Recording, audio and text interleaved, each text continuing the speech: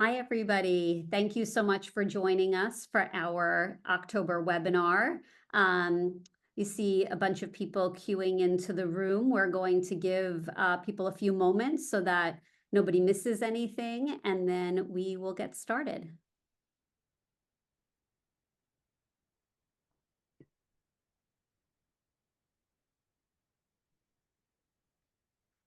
It's good to see so many people showing up during a busy time of year. We know at the start of technically the start of the school year, and a busy time overall, especially if you have anybody applying in your house. So, all right, it looks like people are still coming in, but mostly people are in for now. So let's get started. I'm going to pass the mic over to Christina DeCesar, our moderator tonight.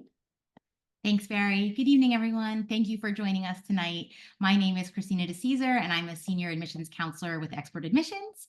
I'm joined by my colleague, Dr. Bari Norman, who is the co-founder and head counselor at Expert Admissions, and Sasha DeWind, executive director of Tutor Associates.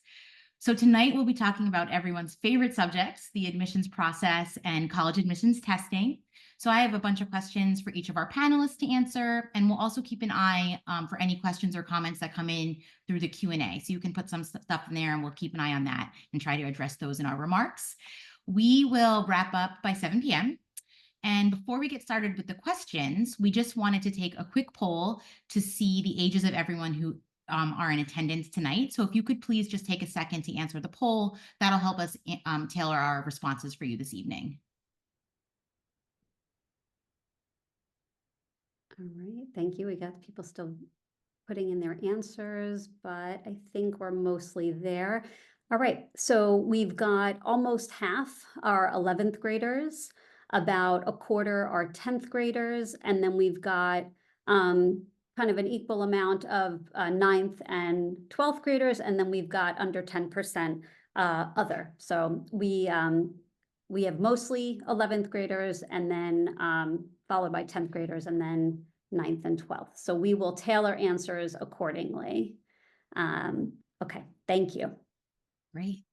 So for our first question, maybe we can just kick it off by, Bari, could you address what colleges are looking for from high school applicants? Absolutely. A lot of things and a lot of different things. So everybody knows, I think, that the academics are important. I always like to say that's sort of door number one. So you want to be able to pass through door number one so you can kind of see what's then or show what's behind door number two and door number three. So academics are going to be first and foremost. So doing as well as you possibly can in as rigorous a curriculum as you can based on what's available at your high school. So nobody expects you to be taking classes that aren't offered at your school. If they don't offer APs, nobody's looking for them.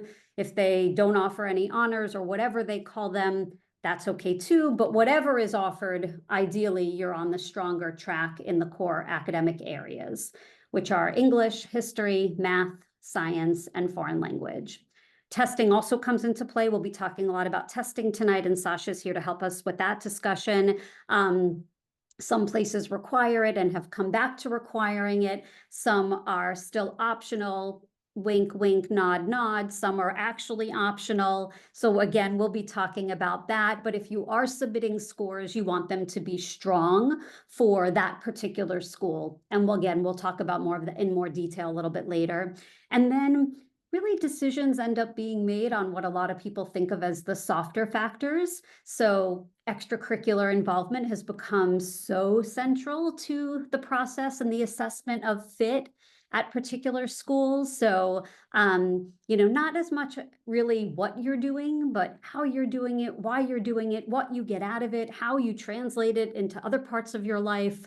The extracurricular piece has become more central and also more complex and complicated in some ways. I think it's wonderful that we can have students follow their interests truly, but at the same time, we have to be more intentional and thoughtful about how somebody does that. So the truth is they're looking for a lot of different things, and different colleges are looking for different things. Certain schools find one thing more or less compelling relative to one of their peers. So you can have schools that you tend to kind of lumped together in a way, or tend to think of as being quite similar, but that doesn't mean that they each put together their freshman class quite in the same way. So academically, they might take the same kind of student, but they're looking for slightly different profiles and different things. So I would say the general focus is on academics first. Once the academics have been shown to be fine and you pass that initial academic review, door number one is behind you, and now it's door number two. We're not going back to that. So like I said, ultimately, the decisions and the assessment of fit tend to come down to things like extracurriculars, co-curriculars, obviously how you present yourself in the essays, and the sense that they get from you there. Great, thank you. And as a follow-up to that, perhaps Barry, you can talk about how students can prepare for those factors, the things that are going to get them behind door number one and door number two. And then Sasha, maybe you can address how students can prepare from the testing perspective. Yeah, so from an academic perspective, again, you want to balance that sort of rigor with performance. I often get the question, well, should I take the harder class but get the slightly lower grade, or take the lower level class and be sure to get that A? And the answer is, like a lot of things in admissions, is it depends. It depends on where you're shooting for. It depends what the other classes on your transcript are. It depends what the grades might be. So there's not a straightforward answer to that, but you want to try to balance performance with rigor. And then when it comes to extracurriculars, I think it really is about both staying authentic and being quite intentional to make sure that you have enough of the types of experiences that you're going to need to write those essays well. There are a lot of embedded expectations in the essays. You want to make sure that you're having not only the experiences, but experiences with enough depth to be able to respond to them well. And then I'll pass it to Sasha to talk about testing. Yeah, and I'll also talk about the academics as well, since, we do work with students on both the testing and the academics. And I do think positioning your child first in a school where they're going to thrive is so important, right? They need to be in the right environment, and they need to be robustly supported so they can thrive academically. And I always say those grades come first. You cannot redo that chemistry test. You cannot redo that, ninth grade geometry exam. The standardized testing, while either a very important piece or a less important piece depending on the college, there's many more opportunities to get that right, and as we all know, there sort of aren't always second chances on the academic front. So as Barry talked about door number one, I want to re-emphasize that you know too often parents come to me asking for top scores or hoping for top scores when the grades don't align, and the rigor doesn't align. And so starting, for our families who have ninth graders or 10th graders, or even who have 11th graders, focusing in on thriving academically is very important for admissions. And of course, it's very important for your child succeeding once they get to college too, right? That they are academically prepared, that they are curious, that they are able to manage their work effectively. So I wanted to just start with that and reiterate what Barry was saying about the academics. When it comes to testing, in some ways it's quite simple. You have to take, well, we'll just start with, you pick one test. There are two tests available to our students, to our children, the SAT and the ACT. We pick one. There's no benefit or reason to take two. Certainly, we will try them both out at the beginning of the process, and I will certainly talk about that. But early on in the process, it's important to take, to figure out which one you're going to be taking and to go in that direction. The time to make those decisions depends a little bit on your child. Certainly, there are children who come to us, or teenagers who come to us, in the spring of their 10th grade. They know they're going to work really hard over the summer.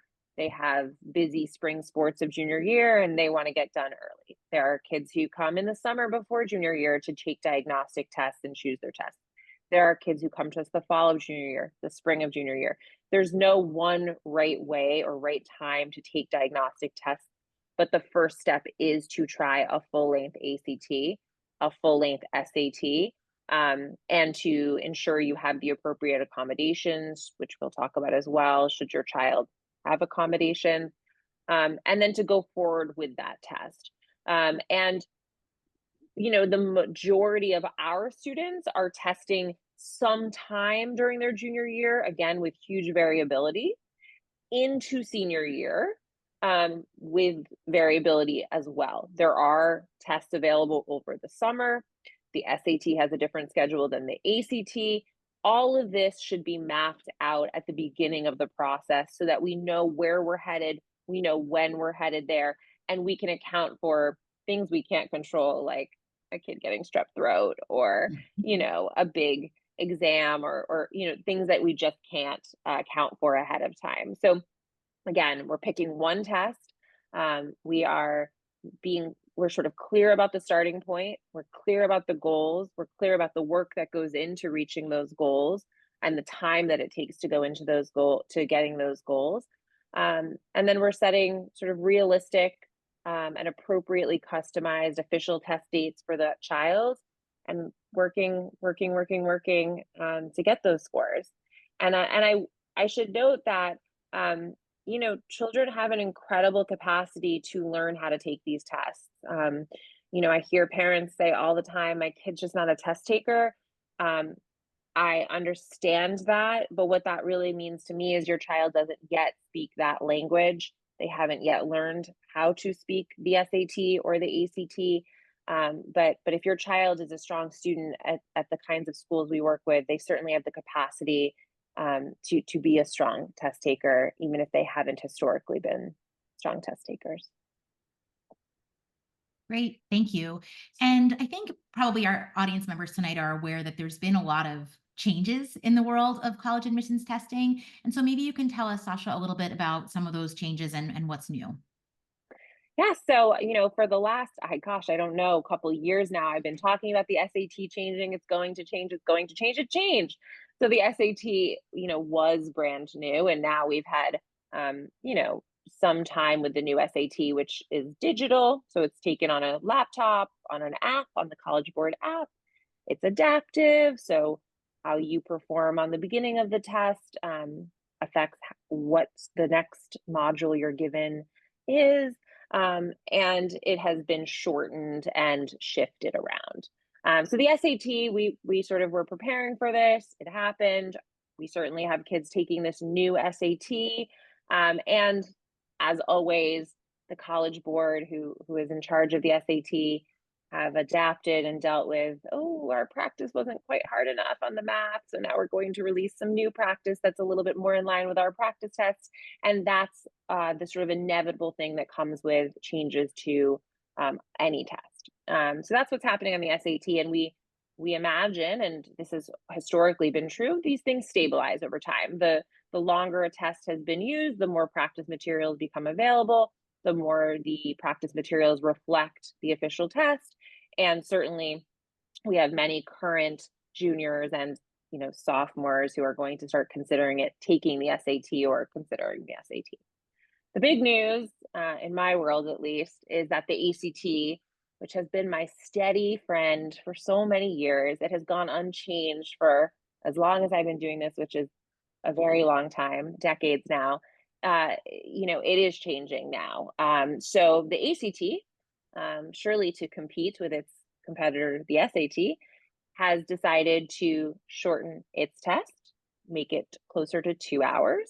So to sort of compete with the SAT. It is going to offer both online and paper testing. So it's not only online, but they will offer both versions. It is not adaptive. So it is not changing to become an adaptive test, even as it's digital. Those are different things, right? You can take it on the computer, but it's not adaptive. And the dreaded science section, that if you're familiar with the ACT, is often the weakest section for students. It's the last section on the test. It's tricky. It's becoming optional. And I'll talk about when this is happening in a moment. So a shorter test, a test that offers paper and digital options, and a test that has taken the sort of science section and made it optional, which means moving forward, the composite score, the score that colleges have traditionally really paid a lot of attention to, will only be composed of the English, which is grammar, the reading, and the math. And the science, if you take it, you will receive a score, but it will not factor into your composite score. So that's sort of the overview. When is this happening? Well, it's happening this coming spring of 2025 for online test takers, which I don't know why you would be one of those test takers since you'd be the guinea pig. But for paper testers, which is what our juniors will do, it's not changing until September of 2025. Now, of course, that does have an impact on our current juniors who may be testing into the fall, but they certainly have plenty of time to take the test as is. And even as it changes, they'll be a sort of at the tail end of their experience testing. For our current sophomores, and certainly our freshmen and beyond, this means that the future ACT that they will be choosing, if they go in that direction, will be a shorter test, will be a test where the science is optional. The question mark of whether or not it will truly be optional to colleges, but it will certainly not be factored into the composite. Everything else is staying the same. The scoring is staying the same. It's just getting shorter. The passages will be shorter on the reading. I think they're making it a sort of easier test. Now, remember, the SAT and ACT can make these tests as appealing as they want. They can make them shorter. They can make the passages a little bit nicer. They can take off the science. They can do whatever they like. These are still curved tests. So in the end, you have to beat, right, the other sort of cohort. And just because the test becomes easier doesn't mean it's easier to get that perfect score or that nearly perfect score. I just want to make that clear. They're just trying to make it more appealing when you're making that initial decision, because no kid wants to sit for a 3.5-hour test when there's a 2-hour test over here. Sasha, can I add coming. something? Please. That I think one thing, like, I agree with you completely, is like that it's curved. You have to remember. The other thing is that strong scores are still strong scores. So they can change the SAT and make it shorter. They can make it test optional. They can have a writing section, which they used to, that's optional. The colleges still know what they know and they like what they like. And so a lot of this can be sort of noise happening. Like, you can kind of think of it more as noise on the outside that you have to sort of kind of filter out and focus in still on what they want. Even when the science section is optional, if history tells us anything, there's still certain level of schools are still going to want what they used to have. And so you're going to still take it. When they introduce new things that are optional, that's different. When they take something that they've always had and keep it, but put it to the side, to Sasha's point of making it more appealing from a marketing perspective, those are two different things. So if you're trying to think in the future, if you have a younger child and you're thinking, should we count the science section out? No, don't. Act as if nothing's changing, still prepare for it. The colleges don't even know yet what they think of these changes. They're just busy putting together next year's class, right?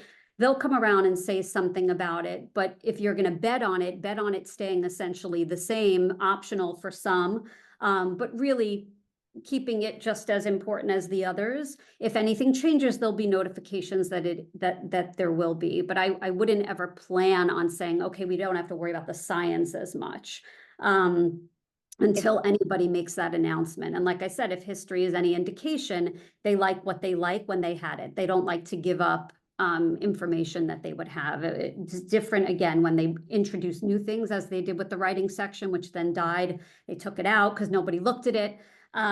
But it's different when it's something that they've had for a long time. I agree. And I think when you're planning, you always take the conservative approach, right? Because if you plan for them very much looking at that science section and they end up announcing that the science is really not something they're interested in, you're in good shape. If the reverse happens, you're not. So we always plan for the more conservative thing.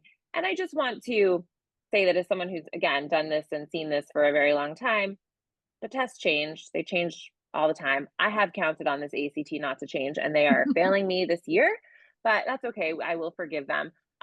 But ultimately, the skills that these kids need, the preparation they need, it's the same. The scores that the colleges expect, they're the same. Ultimately, and you let us worry about the preparation and the details of the tests and all that. it's no different. I mean, we've seen this happen 5 times on the SAT in the last 15, 20 years. Thank you. And I think that, we've seen the tests change, and we've seen post-pandemic and pandemic so many schools going test optional. And now we're seeing a movement back to some selective schools, highly selective schools, requiring the tests again. So Barry, maybe you can talk a little bit about what you think that means for our students in the application process. Yeah, and I think it's a great segue actually, because it really does show the more things change, the more they stay the same. And when things were optional, they were optional. And I can give you several examples of students who had, no special hook of any kind, who went test optional at highly selective schools and got in. It is a school by school. You do it on a school by school basis, a student by student basis. It works for some and not for others. But no matter what, even in a test optional environment, if you've been on any of our webinars when we talked about this, we always said, try to give scores when you can. Sadly, what a good score and submittable score is, particularly at highly selective schools, has gotten so skewed on the higher end that you have, and I hate giving this advice, but I have to give it because it's the truth, and our job is to make this process more transparent.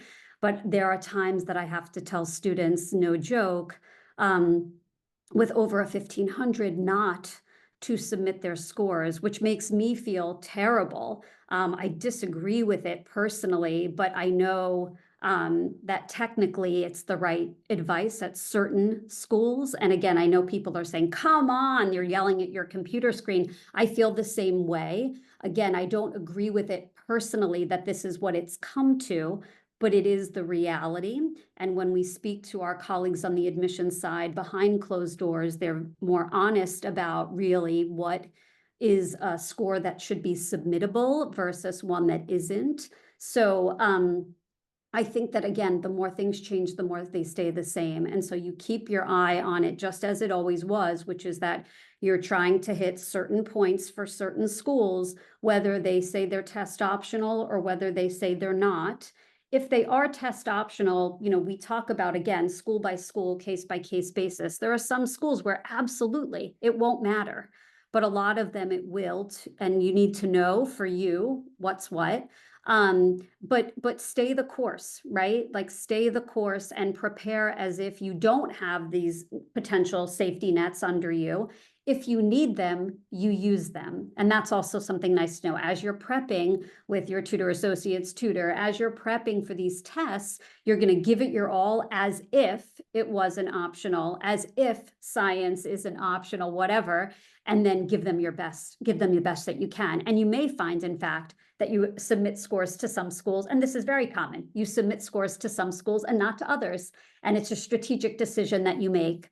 And it may even depend on whether you're applying early or regular. It certainly depends on what school you're applying to and what you look like within the context of the pool.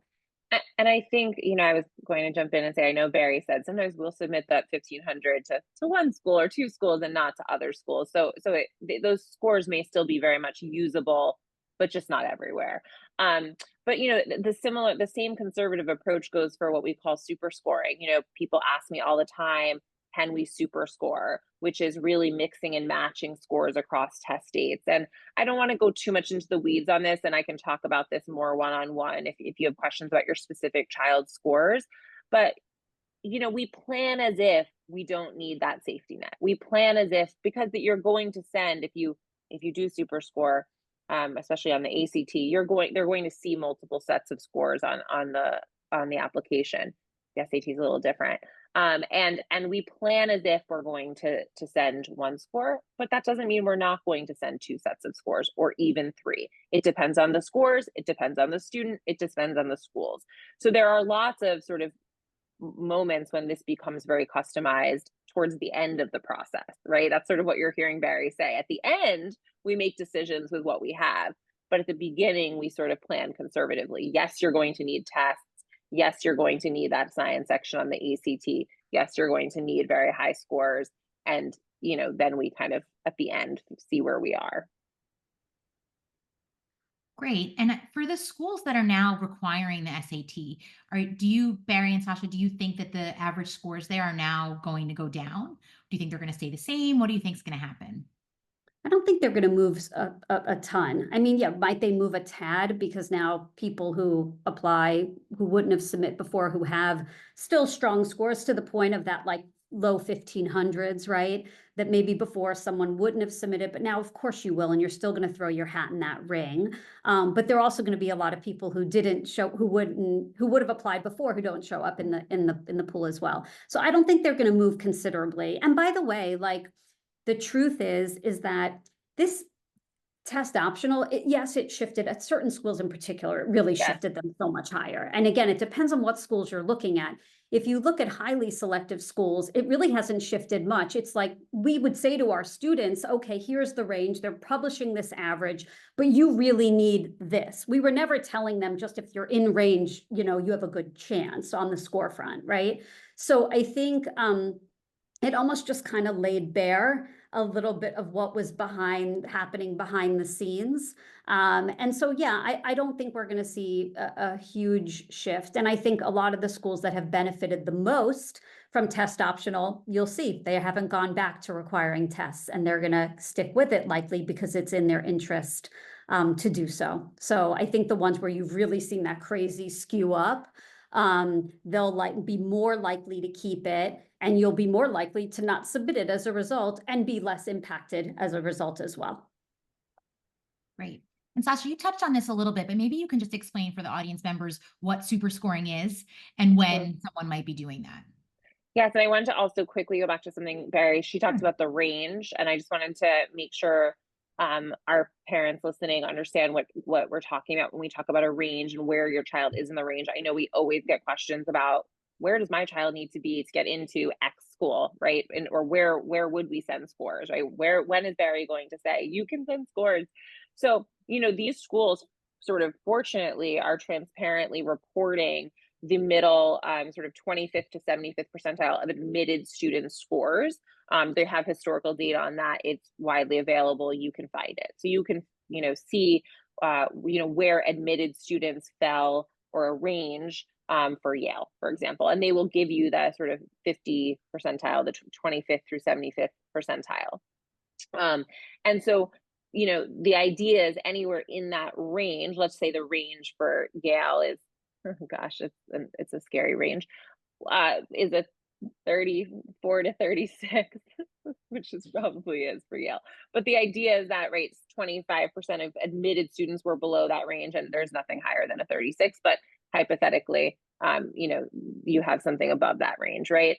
And I think what Barry's going to say is, right, at the very minimum, our kids are in that range to feel comfortable, but more likely she's going to be saying to me, hey, let's get at the top of that range or above that range, right? Because that's where that score, they can kind of check it off and just move along and not pay attention to that score anymore. And that's where their numbers, when they report their numbers, it helps their numbers. Is that, I just wanted to clarify I think, that. you know, to add to that is that is really the goal with scores, right? They're very important in the sense that when required, you don't want them to hold you back. But also at the same time, high scores, no matter what school or what this number is, they don't get you in on their own. It's again going back to door number one and door number two. If you think about door number one as your transcript and door number two, let's even say as scores, although sometimes we put them all behind door number one together. But the idea is all I want for our students is when the admissions officer looks at your scores, that they just move on, that they might spend 1 second on it, literally look at it and say, good enough, and move on.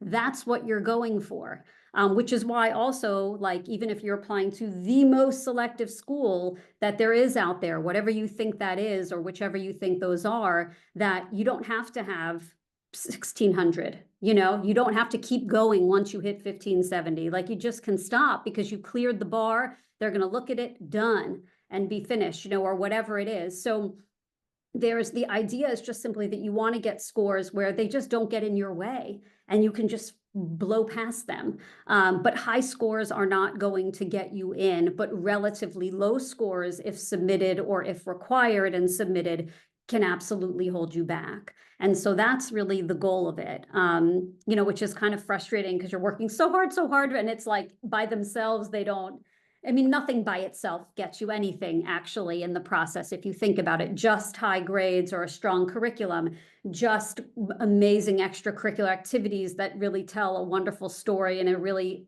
compelling and authentic doesn't get you anything by itself. It's everything taken together, coming together in a very particular way through your essays and other things that tell the story and kind of keep you moving along in the process. And to answer your question, Christina, sorry, I It's got off okay. track about super scoring. I'm going to answer a question that's in the Q&A at the same time, which is about self-reporting. So, and Barry can speak to the details of this, but you know, at this point, many schools allow children to self-report on the Common Application, and essentially, this means that instead of having to pay to send your scores officially to every school you apply to, you're putting them on your Common Application, you're putting them in. I'm going to go into detail in a moment. And then should you get in, you have to send the official scores. So certainly You enroll, should you enroll? I'm sorry, should you enroll? So you get in, you're enrolling. I guess I was thinking ED. You have to then send that school the official scores, but that means you're only sending one school. You're paying to send one school your scores instead of 7 or 10 or whatever it is. And and of course you have to be honest. You're going to be sending those scores, and we believe in being honest on our applications anyway, but you will be sending them just later on and only to one school. And what that means is that on the application, the SAT and the ACT function a little differently in the way that you self-report. And that's why I wanted to mention that when I talk about super scoring. I'm not just avoiding your question, Christina. So super scoring is, again, let's say you get a 770 on the math in your May SAT and a 700 on the verbal. And then you take it again and you get a 770 on your verbal and a 700 on your math, right? So you have 2 sets of scores, but your super score would be your best math and your best verbal across multiple test dates. So that would be the 770 on math from May and the 770 on verbal from June, hypothetically. And on the SAT, you'll be able to put the best of each and the super score. The ACT self-reporting part of the Common Application will also ask you your best composite to date, which is the average scores, right? So the ACT, instead of adding up your scores out of 1600, right? 800 plus 800 equals 1600. The ACT averages 4, eventually in the future it will be 3, but 4 scores out of 36 to give you a composite score out of 36. Let's call it a 34. And so even if you are self-reporting a 36 from one day and a 34 and a 32 and a 33 from 2 different dates, and your super score composite is higher, you still have to report your best composite on a single date. They will see that. So that's just the caveat. It's not that they don't see your highest on multiple test dates, but they still will see your highest composite over multiple test dates as well.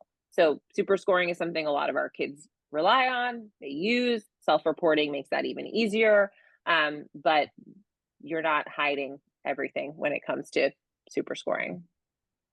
Great. Switching gears a little bit, most colleges ask students on their applications to express an interest in an academic subject area. How do you advise a student? How do you position a student who is perhaps undecided about their major? Yeah, it's a good question. So I don't care if somebody is decided or even when they're decided, we know from every study that's ever been done that most people change their mind. But whether they're decided or undecided, you just really need to have interests and reasonings as to why they're your interests and experience engaging with whatever you say your interests are.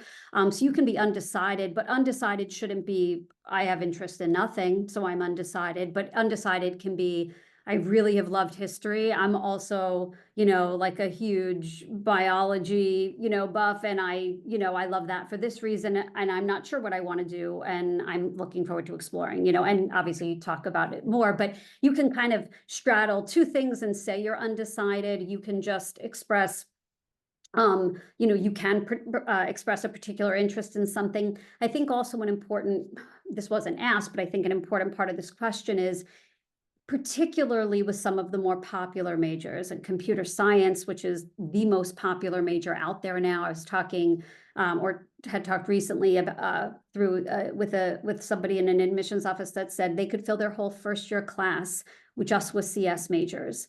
And this is a school that doesn't necessarily admit by major, but of course they have to do balancing when they're taking students. So I think, this idea of choosing a major or being undecided, first of all, your interests are what they are. You're good at what you're good at. Some people have some flexibility, and there's an option to kind of tell it one way versus another. And we absolutely talk about that and do that from time to time. But, if you're somebody who's been doing CS stuff and that's really what you're good at and what you love, like, it's hard to get around that in the application, even though that's going to be one of the hardest, if not the hardest route to go. And at some schools, it matters whether you say CS versus data science versus math, and other places it won't. And so, again, it comes back to being so incredibly school specific, student specific, and so strategic. But to the question that was asked about undecided, the least of my concerns is if someone's undecided. My concerns, if you would, or my more strategic hat has to come on when a student has very particular interests, especially in what are often called impacted majors, like computer science, data science, communications, some of the STEM fields, certainly engineer, business, of course, these popular kind of often pre-professional majors that have really, business has been popular forever, but all the STEM and CS stuff, and CS adjacent stuff, AI, schools like Penn have now AI majors. I mean, it's all changing so fast. Those departments also, they're harder to staff and they're smaller. So you have places like Michigan now for the first time this year saying you can apply and ask to be considered for advanced consideration in CS, but we can't promise you you're going to get it. We can still admit you to, the College of Literature, Science, and the Arts, but you might not be able to do CS. And then a student has to make a decision about what route they want to go. So this discussion about major is pretty complicated depending on what your interests are. But being undecided is the least of my concerns when it comes to strategy. I love working with undecided students. I think also these are young adults, right? So sometimes they put this pressure on themselves to have it all figured out, and they don't need to. So it's great if they do. Like Bari was saying, we can help them and we can direct them with those interests. But if they are truly undecided, we can also help them direct what they are interested in and what they are good at to a productive application. Yeah, I do think Yeah. that students and parents as well feel like they have to be presented as like a fully formed adult in order to be compelling or competitive. And it's really so far from the case. You just have to have interest and show that you've engaged in them and that what you're saying comes from somewhere. And again, sometimes we're going to talk about what the different options are, and other times, again, you are who you are and your strengths are what they are, and you should lean into them, not away from them. But it'll depend case by case. And this just sparks something, I do high school admissions. I don't do college admissions, but when I talk to parents, there's being an interesting person, being a curious child, being actually engaged and passionate is so important to this process, right? Raising a child who is actually excited and interesting makes Barry's job so much easier Mhm. than the kid who you're kind of trying to put something together that doesn't feel authentic to who they are, right? Because the schools can tell, right? I mean, Barry said this over and over again in our webinars together, right? They can tell when a kid is truly, if the application is done well, right? They can really tell those kids who are passionate, whether or not they're undecided, who are truly curious, and who are great community members. So I also want to make sure that yes, there's strategy, especially there's strategy all throughout, but it starts with being a kid who's really developing as a person over time and has a lot of developing left to do. I mean, am I a fully grown grown up? I guess I am, but we're always developing and evolving. So I just wanted to put that in there.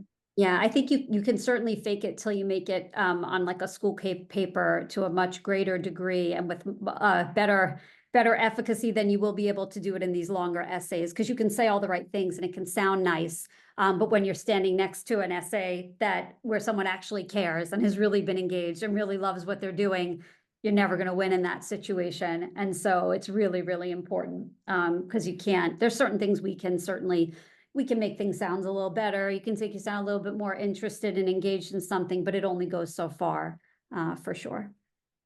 Right. And that's a great segue to the next question, which is what kind of extracurricular activities are colleges looking for from a high school student?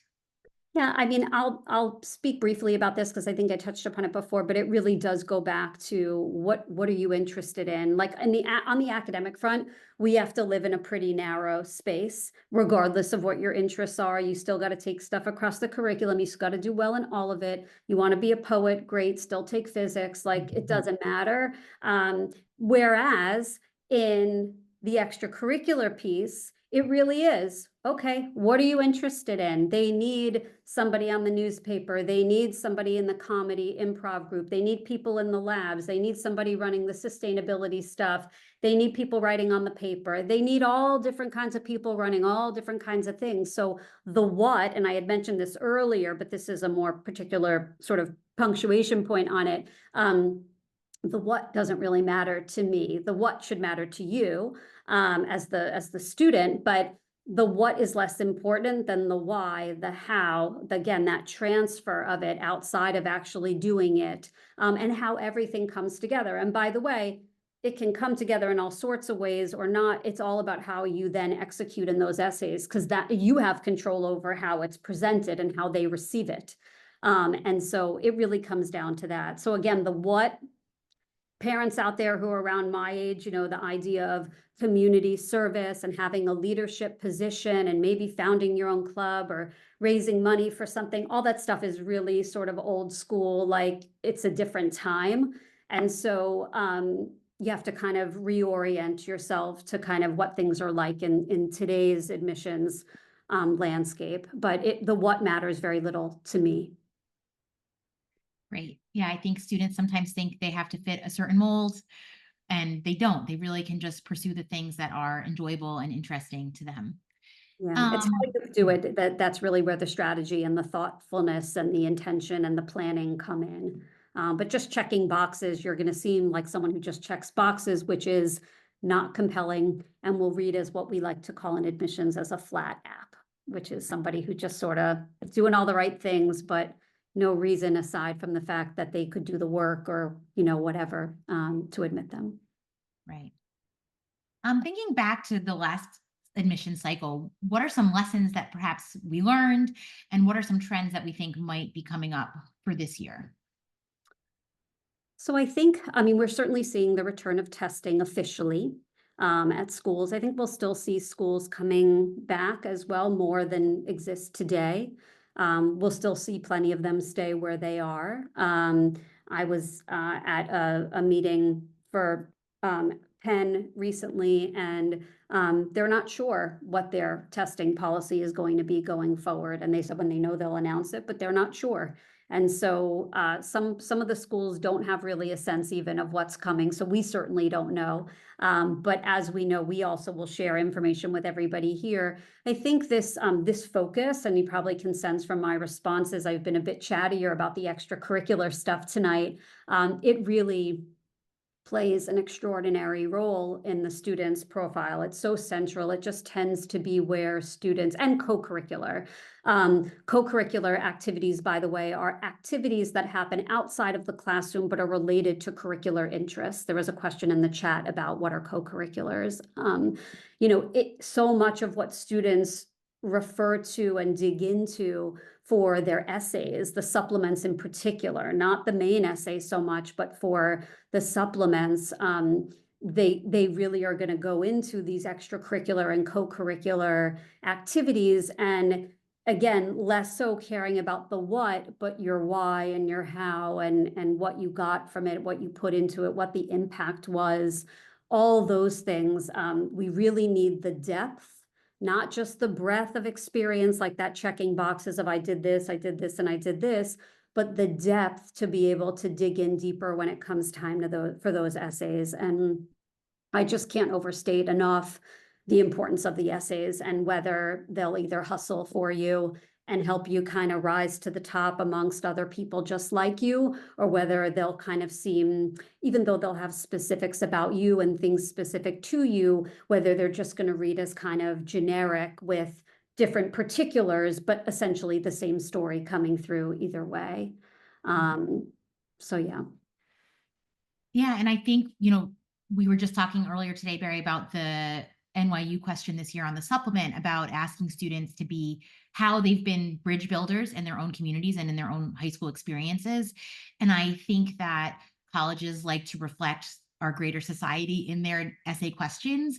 And so I imagine that there will be more schools asking students on their essay questions, like, how are you someone who helps unify people? And I think I've even noticed this year in our students, as they're working on their essays, so many of them are talking about trying to be peacemakers, to lead civil conversations amongst their friends, amongst their families. And so I think that colleges are asking that. And I think it's interesting and nice to see that our young people are also trying to be bridge builders in their communities. But I think that it's heated times out there. And I think colleges are seeing that and obviously seeing that on their campuses and trying to bring students who are going to maybe moderate the temperature a little bit, or looking for students who might be willing to be sort of those middle of the road kind of perspectives on a campus. Absolutely. And like we've seen, Christina, we've seen those questions very directly about disagreement and people working with people different from you, and assumptions about resolution of conflict, assuming that you've had conflict that was resolved and you acted in a certain way afterwards. That has absolutely been the case. And so it is the case that the essays, the questions themselves change with the times.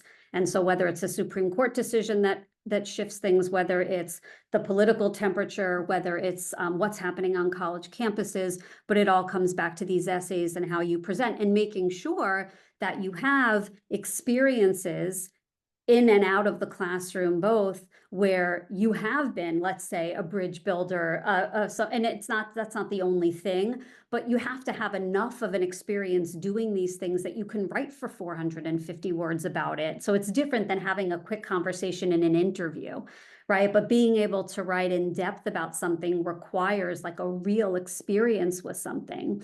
And so as you're thinking about what you get involved in and how you get involved in things, you're thinking about, or we're thinking about for you, what are these essay questions that are coming up? What kinds of experiences, what level of depth do we need?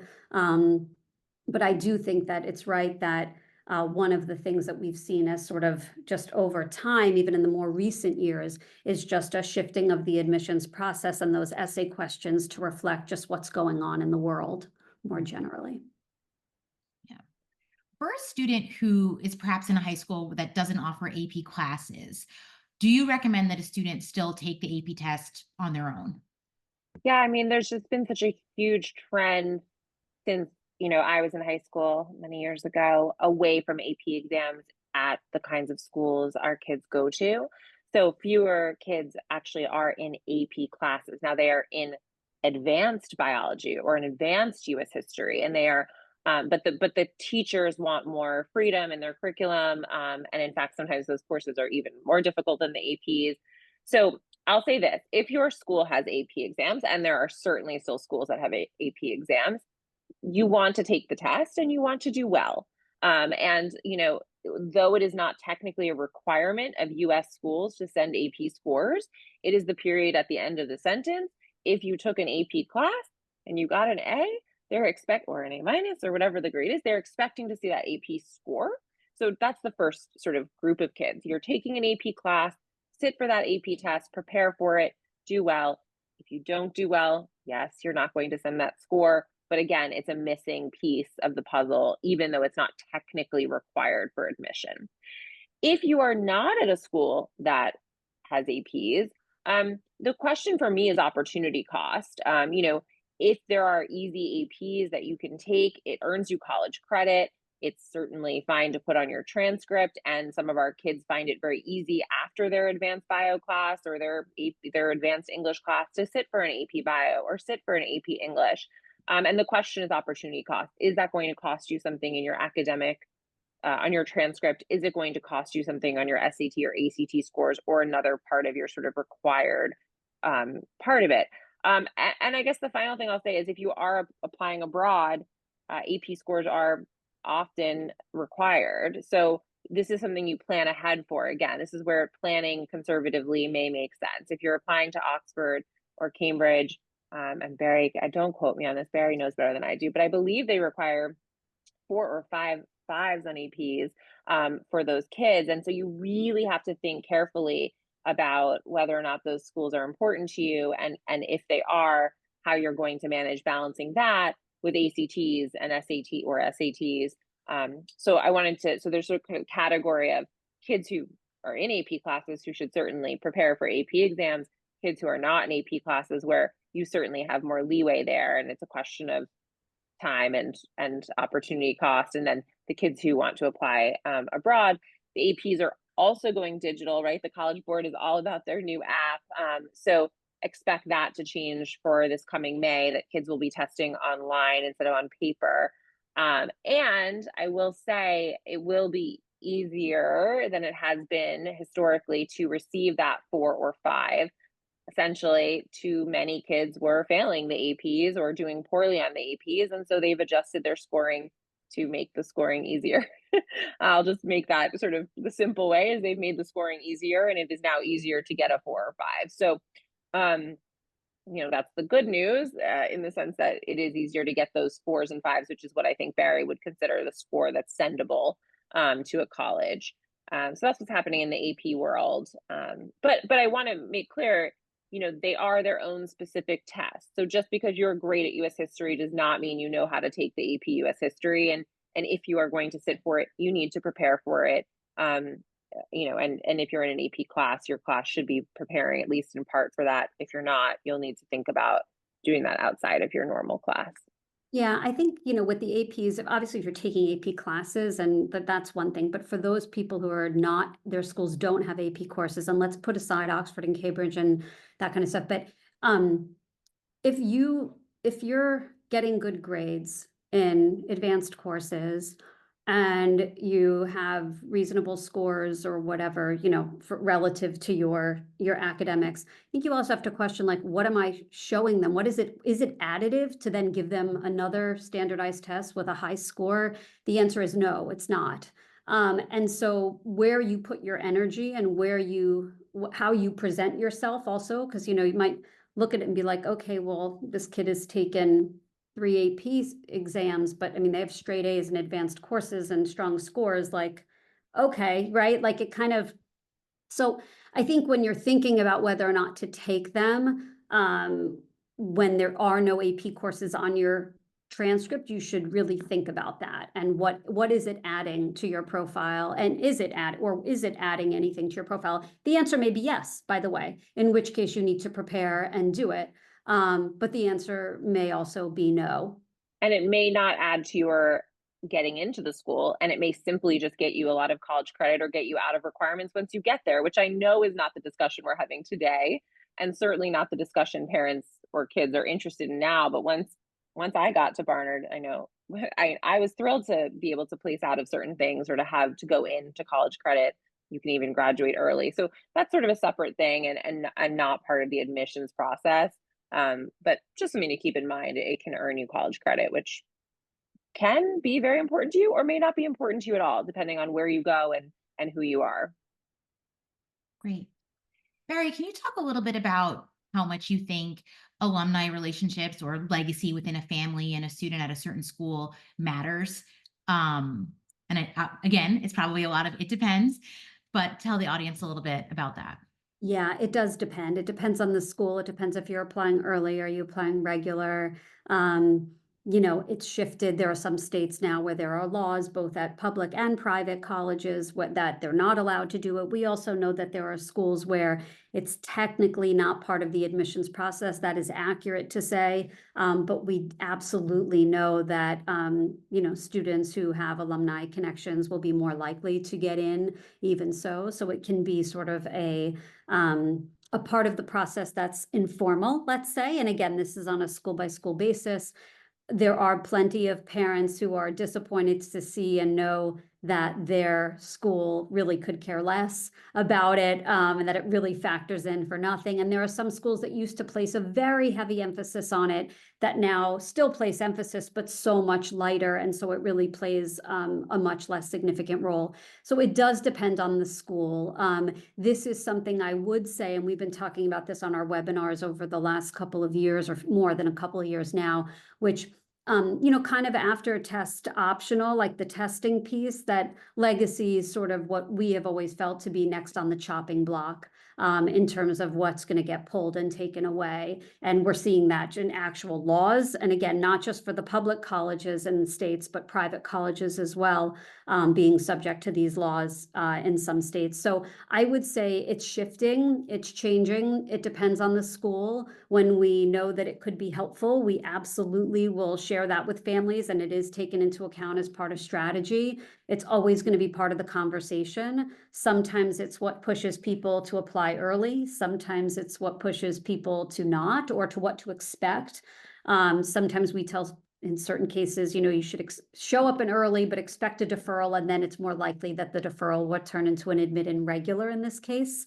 So it's really kind of all over the map. But I would say, if we're speaking very generally, that it has a lighter pull than it did, and that it's getting lighter and lighter as we move forward. But it certainly still is in play in some ways at plenty of schools. Great. And I think maybe with the last few minutes that we have left, thinking about our seniors or parents of seniors who are on the call with us tonight, what are some ways that high school students, and I guess not just seniors, but also maybe 11th graders, how should they engage with the college reps that are coming to visit them at their schools right now? Yeah, this is a great question. And, you know, some schools, some high schools will let certainly 11th graders, even sometimes younger kids, swing by. I think the most important thing here is, you know, listen, if you can go, go. I think there's a sense of like, oh, I should go and I need to say something, or I need to do this, or I need to send an email, or I've got, and again, there are certain schools, we tell people what they are and when you need to do what, but in general with the reps, just remember that when you go up to somebody, like just going up to somebody, again, it's not just a checkbox. Like if you're going to go up and talk to them, have a smart question. Don't ask them something that should be easily found on the website, right? If you don't have a question because you've done all the research and you know everything that you think you need to know about the school, even if you just go up and introduce yourself before or after, ask questions, or be, you know, be a good participant during their presentation. Sometimes these reps, you're sitting with them in a very small group. Sometimes you're sitting in a huge auditorium with, like, you know, 75 kids from your school. It depends on the context, but I would say, generally speaking, if I broaden this question a little bit, not just the interaction with the reps when they come to your school or you're at a college fair, but the idea of, oh, I should send an email. I should send an email to the rep. Again, at some schools that might be helpful, and let your counselor tell you which ones those are. But to just sending emails aren't always a good thing. You can kind of hurt yourself or shoot yourself in the foot in the process when you show up and it seems like you're just kind of like, all right, I'm writing to you, like, here I am, I did what I was supposed to do, but I really don't have any reason for being here. So you just want to make sure that your interactions are good ones, that they're positive, and will be perceived as positive from the side of the admissions person. Whether they're at a college fair, whether they're visiting your school, or whether you're sending an email back and forth, let's say. And some places care more, and many places care very little about demonstrated interest and how you do that. I think people get a little caught up in that sometimes, because there are a small number of schools that care if you click on the email and care, you know, about every little thing that you do, but you would know those schools, right? And you do that for them. But other schools, all schools are different. Other schools are going to really hate you know, a kid who keeps showing up and presenting themselves, and it's like, oh, here they are again. You know, in general, the more selective the school, the more moderated you want to be, if that makes sense. Yes, makes sense. Good advice. Uh, Barry or Sasha, is there anything else you'd like to add tonight, or anything that we didn't cover that you wanted to address? I think mostly the takeaway is that, you know, there's general trends, right? There are these big picture things that Barry says that I say, but your child is in your family, your specifics, right? So when it comes to the right timing or the right strategy or the right anything, you know, talk to us. And we're here to talk about your individual child. And that's the best way to make these decisions always. This is a great place to start. These webinars are a great place to start, but email us, schedule phone calls. That's the best place to go next, to sort of dive in more deeply, because we know we can't answer every question about your child. Yeah, I think the key is, you know, listen, there's a lot of chatter about this. Even when I go out to dinner, I feel like everybody somehow next to me is talking about this. And I sometimes have asked to like move my table because I'm like, they're saying so many wrong things. I don't want to get involved, but I can't listen to it. You know, but you're going to, and especially if you have a kid of this age, you know, everybody is talking about it all the time. And so you hear so much. Just try as best you can to like, you know, kind of keep it out of your out of your mind. What happens for one kid, what might be true for one kid may not be appropriate for you, even if they're applying to the same school. Like every profile is so incredibly specific. Every school is very specific. So, you know, advice I give to one student, again, even if they're applying to the same school and have similar chances of getting in, they may be getting at it two slightly different ways. One thing about testing might be different for another kid about testing, or anything else, extracurricular, whatever. Just remember that it's what happens for what other people are doing has no impact on your outcome. They can get their scores, their highest scores at the beginning of 11th grade. You can get it at the beginning of 12th grade. You're both in the same place. It doesn't matter from a score perspective. Somebody may be moving at a certain pace on one thing and certain on another.